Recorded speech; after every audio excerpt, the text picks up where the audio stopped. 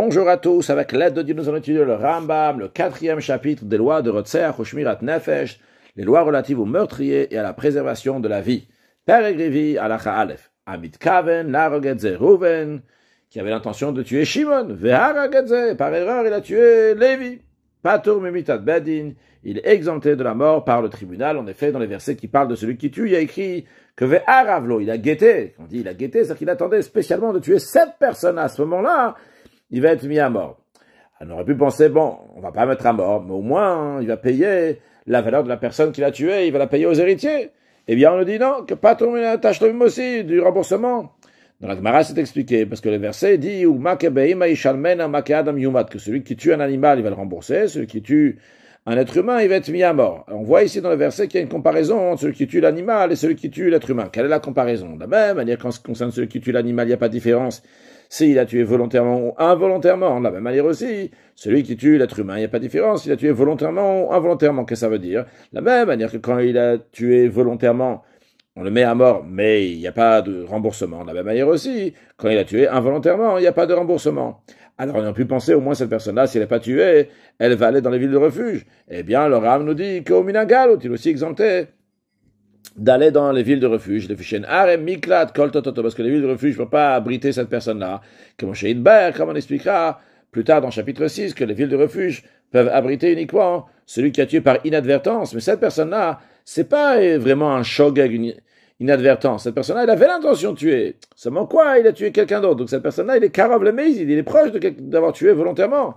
Les filles rares. C'est la raison pour laquelle, c'est-à-dire suite à ce qu'on a dit, que celui qui a l'intention de tuer Shimon par erreur, il a tué Lévi, il est exempté de la mort. Alors, on nous dit les filles, c'est la raison pour laquelle, Kazor, avec Even et Tor Eidami Israël. Si Rouven, il a lancé une pierre, dans l'endroit où il y a un groupe de juifs, là-bas, il y avait Shimon, Lévi, Yud, Issachar, Zvulun, Cholo, etc., etc.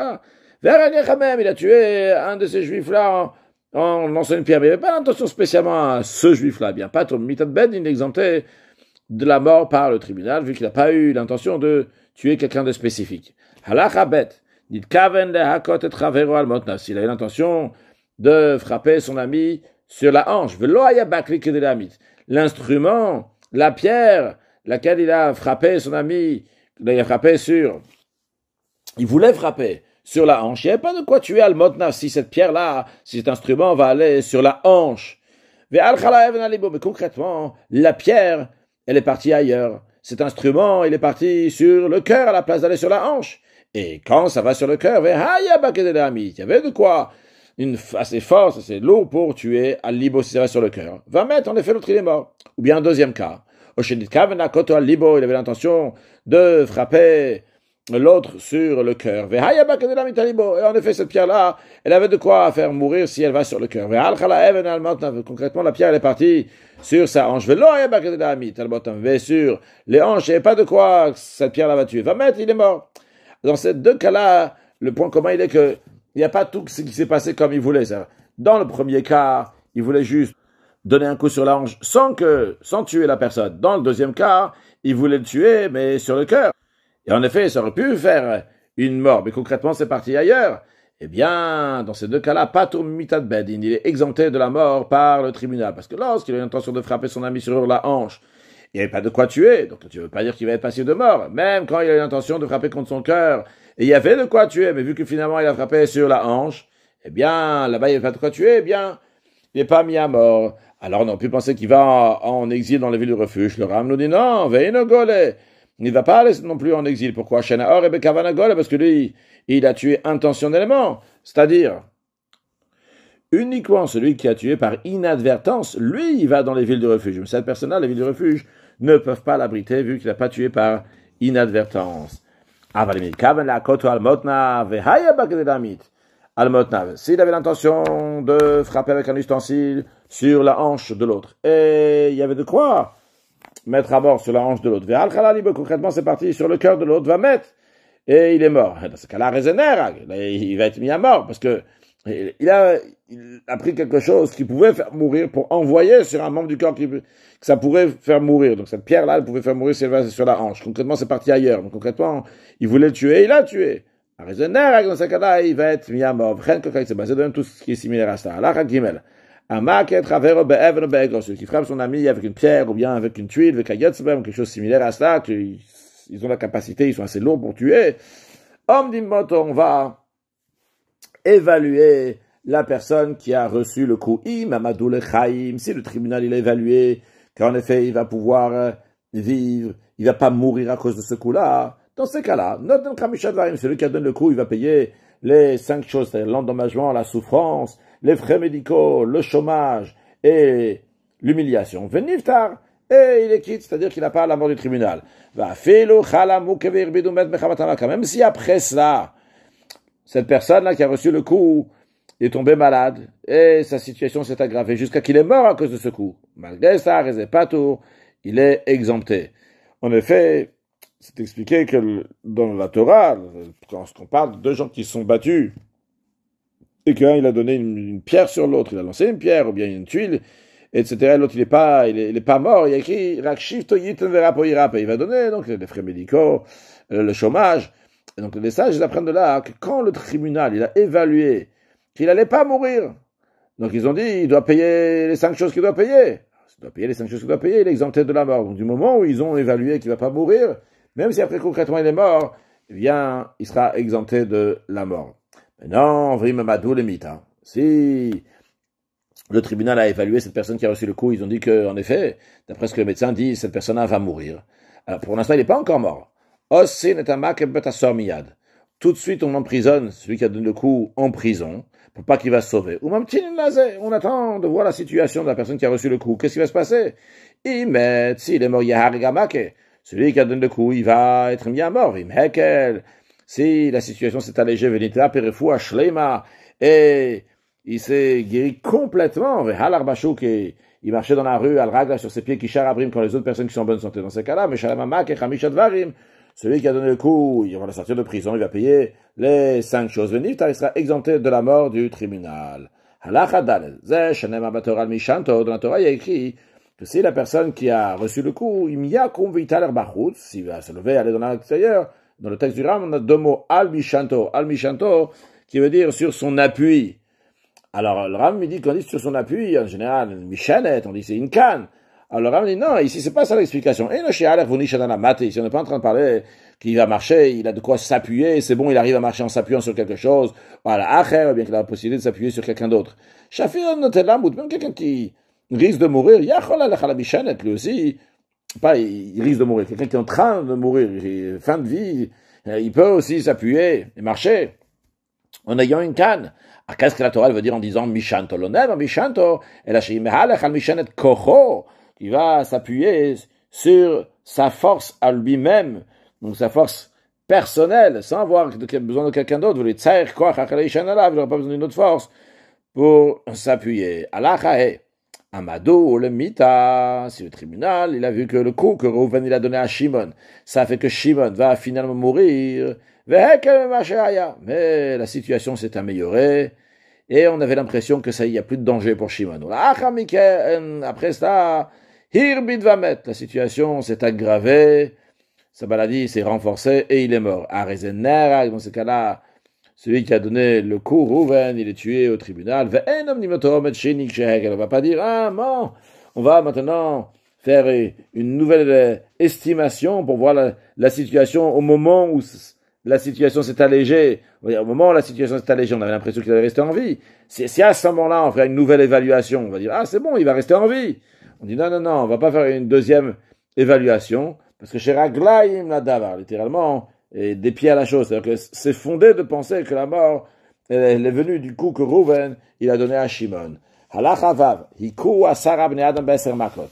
S'il y a 10 personnes qui ont donné des coups à Reuven avec 10 bâtons, chaque coup qu'il a reçu, ce coup-là seul, il a de quoi faire mourir. Ben shiku bazacharze, que ce soit que les 10 ils ont donné un coup l'un après l'autre, et qu'il a reçu le dernier coup, il est mort. Ben shiku kach, bien que les 10 ils ont donné ce coup-là en une seule fois, kulan pturim mitalben, tous ils sont exemptés de la mort du tribunal. Pourquoi Shanam? Parce qu'il est dit, dans le verset, il y a écrit Ish Kiyak, un homme qui va frapper. Le texte qu'on a dans le Ram, c'est juste une partie du verset, Kol Nefesh Adam. Alors dans le sens, quand on dit Kol Nefesh Adam, toutes sortes de personnes. Quand il a tué quelqu'un, Il y a ici, c'est pas juste une frappe, c'est qu'il a tué quelqu'un. Mais le fait qu'il y ait Kol Nefesh Adam, on apprend, pas dans le sens simple, encore une fois, Kol Nefesh Adam dans le sens simple, c'est n'importe quelle personne. Ici, Kol Nefesh Adam, c'est-à-dire toute la personne. Kol Nefesh, toute l'âme de la personne. Et il faut que cette personne-là, il y a que Kol Nefesh Adam, elle va frapper, elle va tuer toute la personne.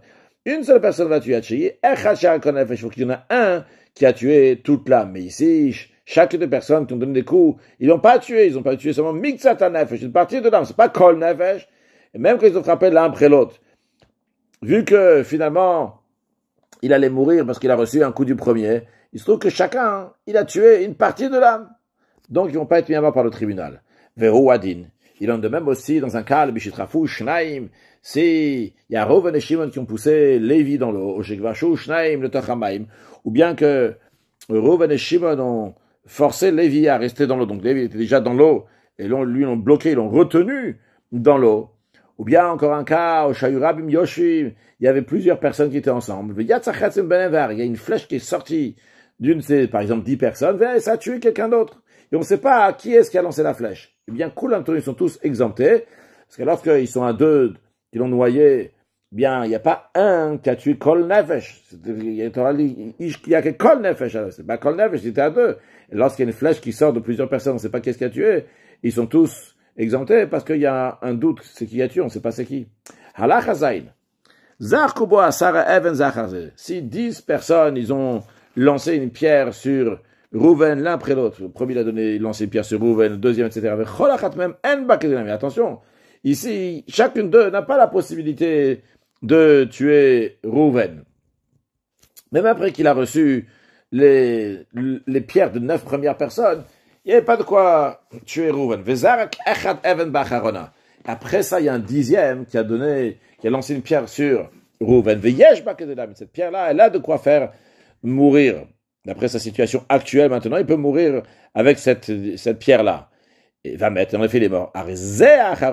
Ce dernier-là, lui, il va être tué pour avoir tué Rouven. Parce que les autres, ils ont fait, en effet, du mal à Rouven. Mais ils n'ont pas amené la mort de Rouven. Parce que les pierres qu'ils ont lancées, elles n'avaient pas de quoi faire mourir. Maintenant, un meurtrier dont le jugement a été rendu par le tribunal et il s'est mélangé avec d'autres personnes qui sont bien. Velonoda miumen, on ne sait pas c'est lequel, c'est qui le meurtrier. Kulam Pturin. Ils sont tous exemptés de la mort, parce qu'il y a un doute, on ne peut pas tous les tuer. Maintenant, Verotser Shelon Nigmardino. Maintenant, un meurtrier qui n'a pas encore été condamné par le tribunal. Il s'est mélangé avec d'autres assassins qui ont déjà été condamnés par le tribunal pour être mis à mort. Eh bien, Kulan Pturim Minamita, tous ils sont exemptés de la mort. Et on ne peut pas dire, bon, de toute façon, on peut écouter ce que les témoins ils ont à dire sur la personne qui a tué. La personne qui a tué se trouve de toute façon avec, par exemple, les 10 autres meurtriers. On ne peut pas faire ça. Pourquoi? Parce que chez Gomrin, Dino Sheladam el Befalav, on condamne quelqu'un uniquement s'il est là, présent. En effet, dans la Torah, il y a un verset qui dit, qui n'est pas ramené sur le texte du Rambam ici, que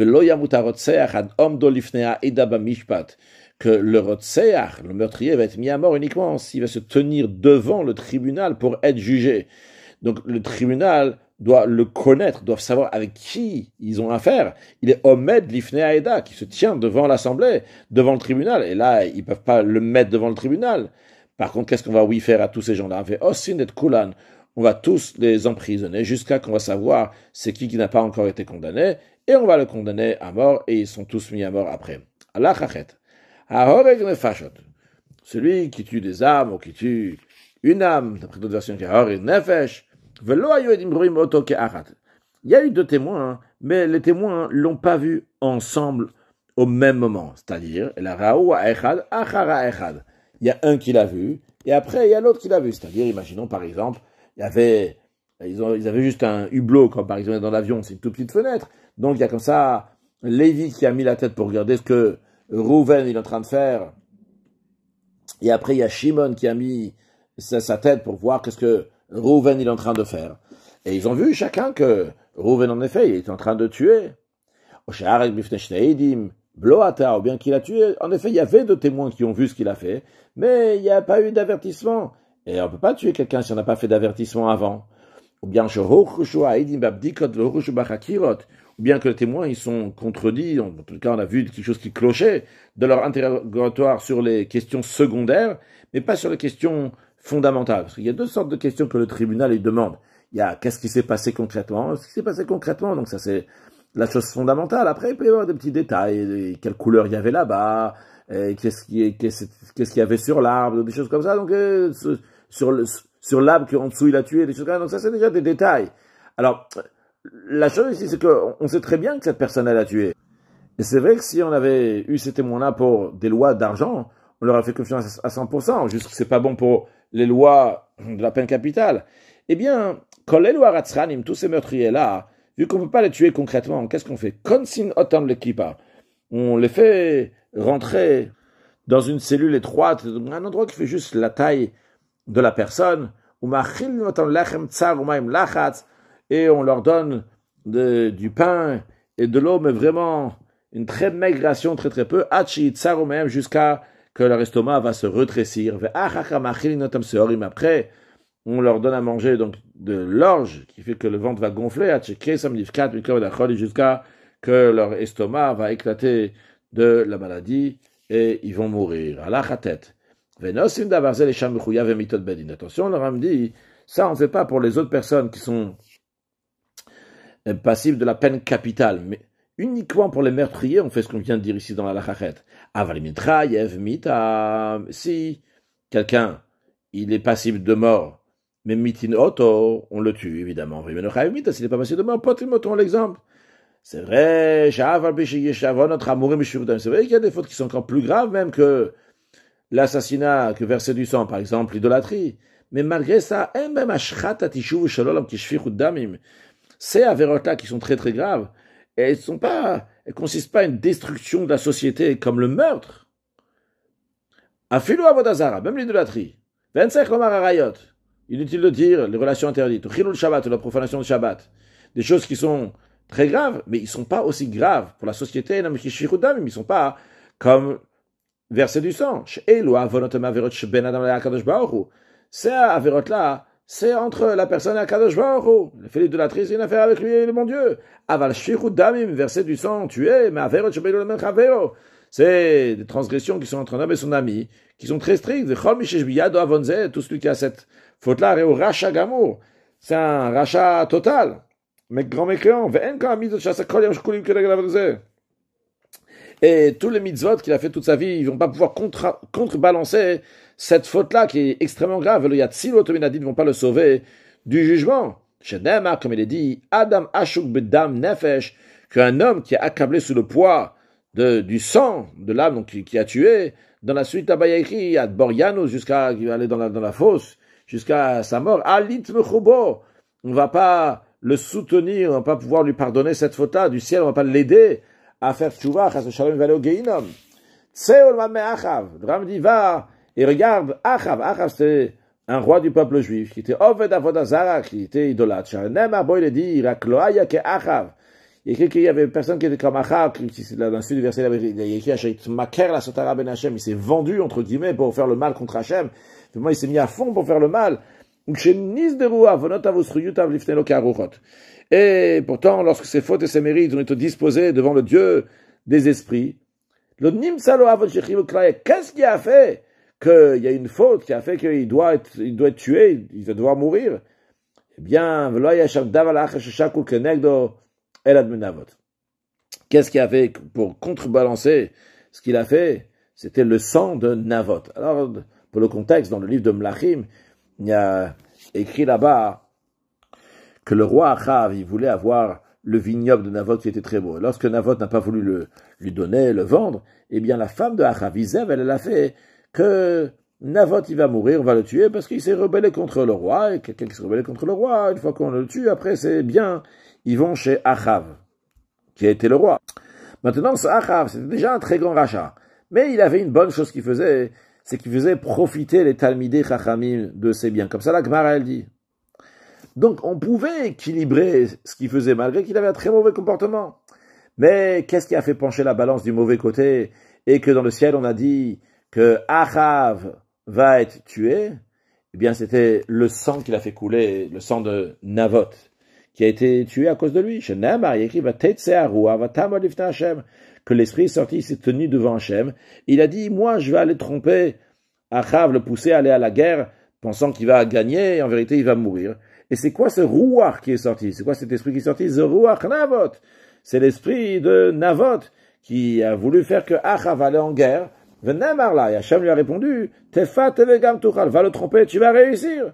Et en effet, c'est ce qui a fait que, cet esprit de Navot, ce qui a fait que Achav, il a écouté les faux prophètes, il est parti à la guerre, et il a été tué par les Araméens.